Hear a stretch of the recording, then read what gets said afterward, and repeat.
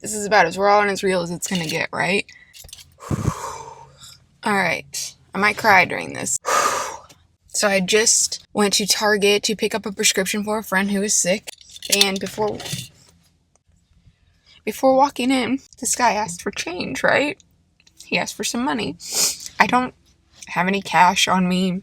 So in those situations, if it's like outside of a store and I'm going in, I'll be like, can I get you like a snack or, some kind of food or water or something? And he was like, yeah, a lot of times. Gosh.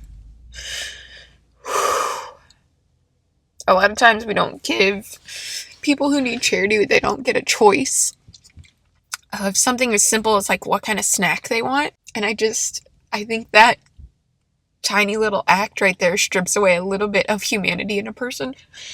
So I asked him what he wanted, and he's like, whatever you like, just get whatever you like.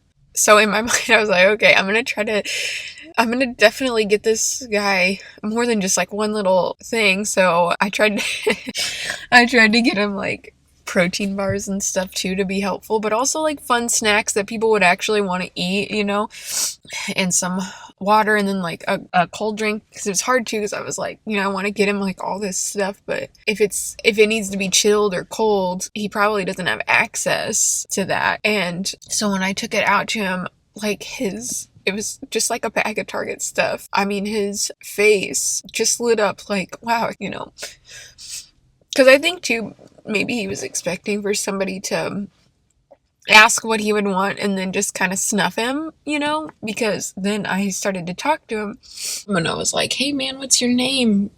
Because I feel like it's important when someone is living on the street.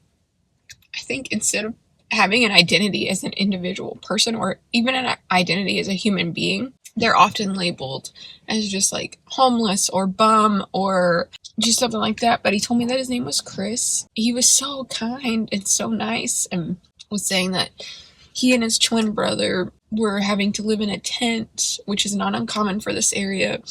We're having to live in a tent, and he was showing me the corner that his brother was on and, indicating to where it was. And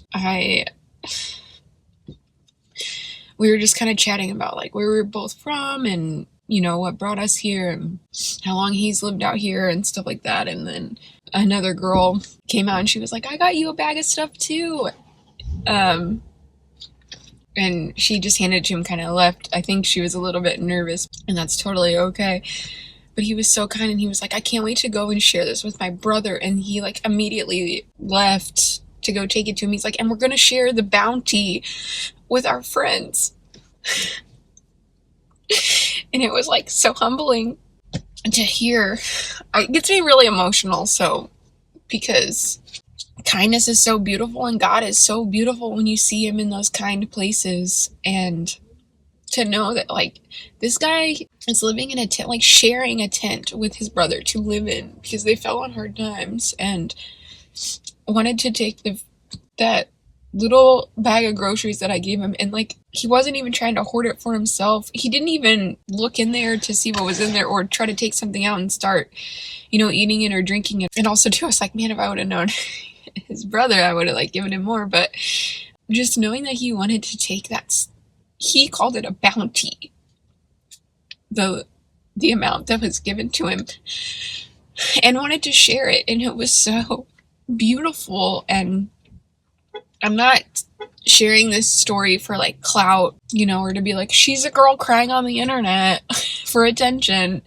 No, if that's where you think this story is right now, I encourage you to examine your own heart and thoughts in that question. But I think just the idea of him wanting to take what little was given to him and him calling it a bounty and like joyfully wanting to share it just like really spoke to my heart. And I wanted to just share with other people to be careful on your judgment of others. And like, it's not your job to sit there and decide like this person's a bum, this person is this person is that, in whatever situation or scenario, but to just give love, because now he's taking that little act of me giving him a bag of food, he's taking it to share with others.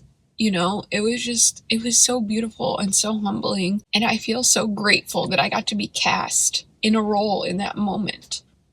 And so I'm just genuinely asking you, please don't keep your kindness.